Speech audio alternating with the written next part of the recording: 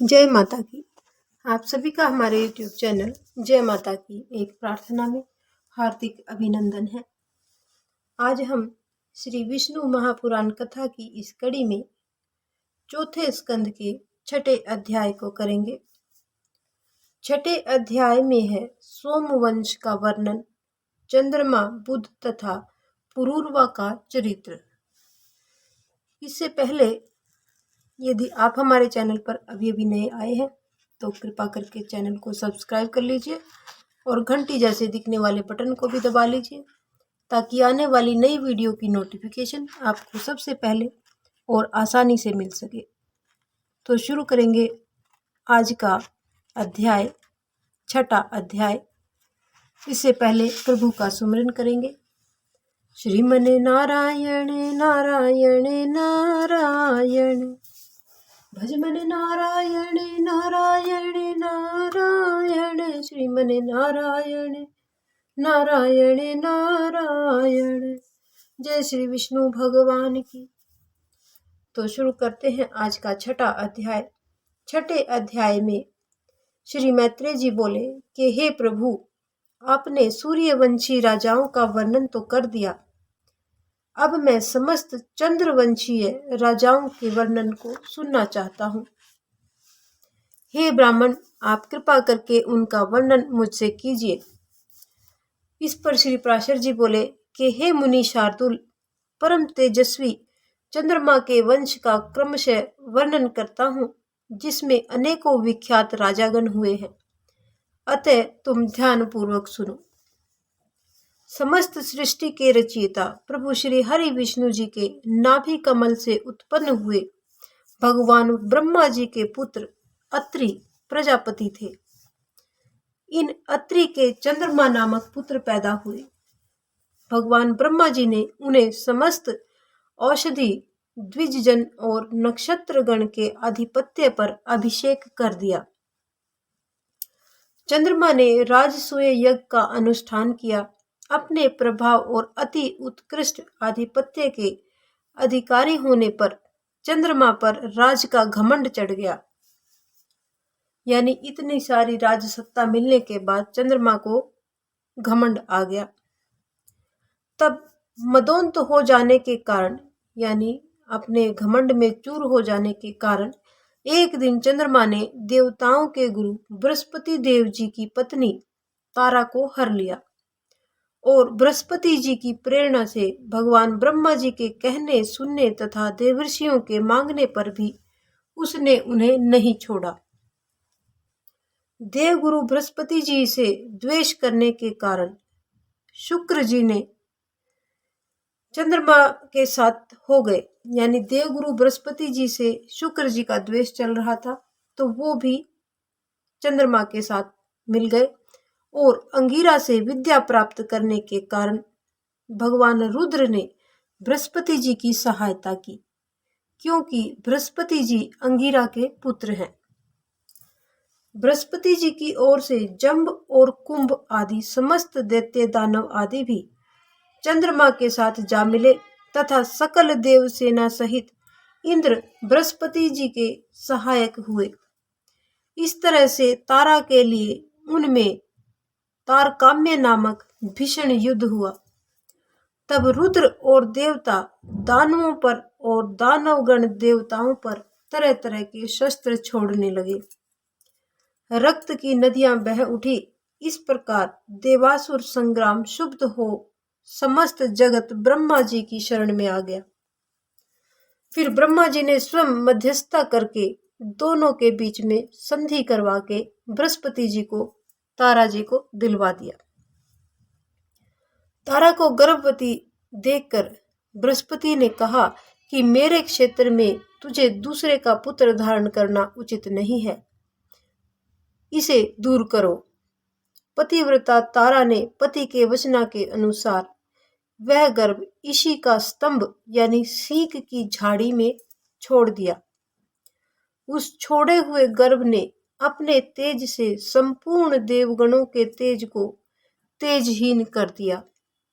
उस बालक की सुंदरता की अलौकिकता को निहार कर बृहस्पति जी और चंद्रमा जी दोनों ही उनको पाने के लिए आपस में लड़ने झगड़ने लगे, जबकि दोनों को ही ये नहीं पता है कि ये बालक किसका है। ब्रह्मा जी पुनः उनके बीच में आए।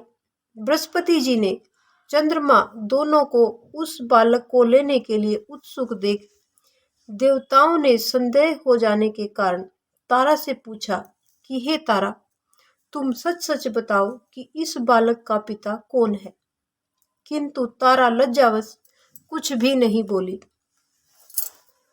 वह बालक भी यह सब कुछ सुन रहा था और अपनी माता को इस तरह से चुप देखकर बोला कि हे माता, तू मेरे पिता का नाम क्यों नहीं बतलाती? जल्दी से मेरे पिता का नाम बताओ, वरना मैं तुझे श्राप दे दूंगा।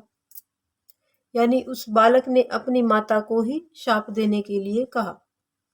उस बालक को इस तरह से क्रोध में देखकर पितामह श्री ब्रह्मा जी ने उस बालक को शांत करते हुए कहा और तारा से पूछा कि पुत्री, सच सच बताओ, इसका पिता कौन है, बृहस्पति या चंद्रमा?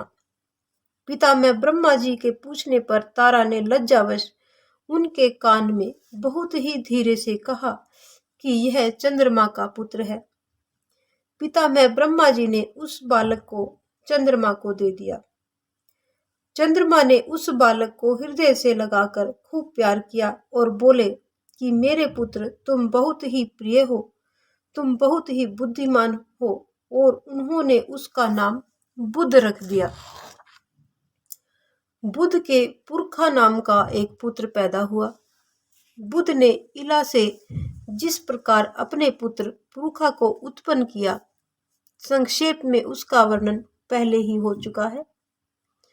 पुरखा बहुत दानी, ज्ञानी और अति तेजस्वी था।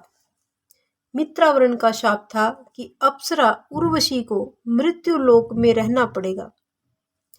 यह सोचकर अप्सरा उर्वशी मृत्यु लोक में आ गई। उर्वशी अप्सरा की दृष्टि रूप के धनी राजा पुरखा पर पड़ी और राजा पुरखा को देखते ही अप्सरा उर्वशी तन्मय भाव से उनके पास आई। उर्वशी अप्सरा की सुंदरता व मुस्कान को देखकर राजा उसे वशीभूत हो गया और दोनों एक दूसरे से मन ही मन प्रेम करने लगे। फिर राजा पुरखा ने निसंकोच होकर अप्सरा उर्वशी से बड़े ही विनम्र भाव से कहा कि हे सुश्रू, तुम प्रसन्न होकर मुझे प्रेम दान दे दो। राजा पुरखा के मुख से प्रेम की बात सुनकर उर्वशी ने कहा कि आपको मेरी 3 शर्तें स्वीकार हो तो आपका आग्रह मैं अवश्य मान लूंगी। राजा पुरखा उस पर पूरी तरह से मोहित था और उसने कहा कि बताओ तुम्हारी क्या क्या शर्तें हैं। राजा की बात को सुनकर उर्वशी अप्सरा बोली कि विहार के अतिरिक्त मैं आपको कभी नग्न न देख पाऊं। मेरे पुत्र रूप इन 2 मेषों यानी भेड़ों को कभी भी आप मेरी शैया से दूर नहीं करेंगे और इनकी रक्षा करेंगे और केवल घी ही मेरा आहार होगा। अप्सरा उर्वशी की तीनों शर्तों को सुनकर राजा पुरखा बोले कि प्रिय, ऐसा ही होगा। राजा पुरखा अप्सरा उर्वशी पर इतने मोहित हुए कि वे राजपाट सब कुछ त्याग कर उर्वशी के साथ ही अपना सारा समय व्यतीत करने लगे। राजा पुरखा ने दिन दिन बढ़ते हुए आनंद के साथ अति रमणीय मानस आदि सरोवरों में विहार करते हुए 60,000 वर्ष बिता दिए। उसके उपभोग सुख से दिन व रात अनुराग के बढ़ते रहने से उर्वशी का मन भी पृथ्वी लोक में लग गया और उर्वशी को पृथ्वी पर रहते रहते काफी समय बीत गया। उर्वशी के बिना अप्सराओं, सिद्धों और गंधर्वों को स्वर्ग लोक रमणीय नहीं लगता था, तो देवराज इंद्र ने उर्वशी को स्वर्ग में वापस बुला लिया। अप्सरा उर्वशी और राजा पुरखा की प्रतिज्ञा को जानने वाले विश्वावसु ने एक दिन रात्रि के समय अनेक गंधर्वों के साथ जाकर उर्वशी के शयनगार के पास जाकर उनके भेड़ों का हरण कर लिया और आकाश में जाने लगे। आकाश में जाते समय उर्वशी ने उसकी आवाज सुनी तो वह बोली कि मुझ अनाथा के पुत्र को कौन ले जा रहा है? हाय, मैं अनाथा और भातृहीना हूँ तथा यह कायर के अधीन है। एक कायर के अधीन हूँ, ऐसा कहकर वह बहुत जोर जोर से रोने लगी। राजा पुरखा इस भय के कारण नहीं उठ रहा था कि अप्सरा उसे नंगा देख लेगी, लेकिन अप्सरा को इस तरह से जोर जोर से रोता हुआ देखकर राजा ने मन ही मन में सोचा कि इस समय तो अंधकार है। वह क्रोध में तलवार लेकर गंधर्वों के पीछे भागा और बोला कि दुष्टों, अब तुम नहीं बचोगे। उसी समय गंधर्वों ने बिजली की सी रोशनी कर दी, जिसके प्रकाश से उर्वशी ने राजा को नग्न अवस्था में देख लिया और प्रतिज्ञा टूट जाने से उर्वशी स्वर्गलोक को वापस लौट गई। गंधर्व भी उन मेषों को छोड़कर यानी उन भेड़ों को छोड़कर स्वर्गलोक में चले गए। उन भेड़ों को लेकर राजा तुरंत ही वापस शयनगार में लौटे तो उर्वशी को वह न पाकर वह निराश होकर राजपाट त्याग कर वह उस वस्त्रहीन अवस्था में ही पागल के समान उर्वशी को जगह जगह घूमने लगे। घूमते घूमते उन्होंने एक दिन 4 अप्सराओं के साथ उर्वशी को कुरुक्षेत्र के कमल सरोवर पर देखा और उससे वापस महल में लौट चलने का आग्रह करने लगी। उर्वशी बोली कि राजन, क्या आज तक किसी का प्रेम अप्सराओं को बांध कर रख सका है, जो मैं सदैव आपके साथ रहती। अज्ञानियों किसी चेष्टाओं से कोई लाभ नहीं है। मैं इस समय गर्भवती हूँ। राजन, आप 1 वर्ष के पश्चात इसी स्थान पर आ जाएं। तब आपका पुत्र जन्म ले चुका होगा तथा एक रात मैं भी आपके साथ रह लूंगी। उर्वशी के मुंह से यह सब बात सुनकर राजा पुरुखा प्रसन्नचित्त अपने राज्य को चला आया। फिर 1 वर्ष व्यतीत हो जाने पर राजा पुरखा उसी स्थान पर आए तो अप्सरा उर्वशी ने उन्हें आयु नाम का एक पुत्र दिया तथा उनके साथ एक रात रहकर 5 पुत्र उत्पन्न करने के लिए गर्भ धारण किया और बोली कि राजन, हमारे प्रेम के कारण समस्त देवगण आपको वरदान देना चाहते हैं, अतः आप इच्छित वर मांगिए। अप्सरा उर्वशी के मुख से यह वचन सुनकर राजा पुरखा बोले कि मैंने समस्त शत्रुओं पर विजय प्राप्त कर ली है। मैं बंधुजन, असंख्य सेना और कोष से भी संपन्न हूँ। मेरी इंद्रियों की सामर्थ्य नष्ट नहीं हुई है। इस समय उर्वशी के सहवास के अतिरिक्त मुझे और कुछ नहीं चाहिए, ना ही कुछ और मेरी इच्छा है। अतः मैं अप्सरा उर्वशी के साथ शेष काल व्यतीत करना चाहता हूँ। राजा पुरखा की बात को सुनते ही देवताओं ने उन्हें एक अग्निस्थली यानी अग्नि युक्त पात्र प्रदान किया और कहा कि इस अग्नि के वैदिक विधि से गार्हपत्य, आह्वनीय और दक्षिण अग्नि रूप 3 भाग करके उसमें उर्वशी के सहवास की इच्छा से भली प्रकार यजन करना, अवश्य ही तुमको इच्छित वर की प्राप्ति होगी। देवताओं के ऐसा कहने पर राजा उस अग्नि पात्र को लेकर वहां से चल दिए। फिर चलते चलते राजा ने मार्ग में सोचा कि अहो, मैं भी कितना मूर्ख हूँ कि इस अग्निस्थली को तो ले आया और उर्वशी को वहीं पर छोड़ आया। यह बात अपने मन में सोचकर राजा उस अग्निस्थली को वन में ही छोड़कर अपने नगर में वापस लौट आए। आधी रात बीत जाने पर जब राजा की निद्रा टूटी तो उन्होंने सोचा कि उर्वशी को पाने के उद्देश्य से देवताओं ने मुझे यह अग्निस्थली दी थी और मैंने उसे वन में यानी जंगल में ही छोड़ दिया, अतः वह लाने के लिए मुझे चलना चाहिए। यह सोचकर वह उस अग्नि पात्र को लेने के लिए चल दिए, किंतु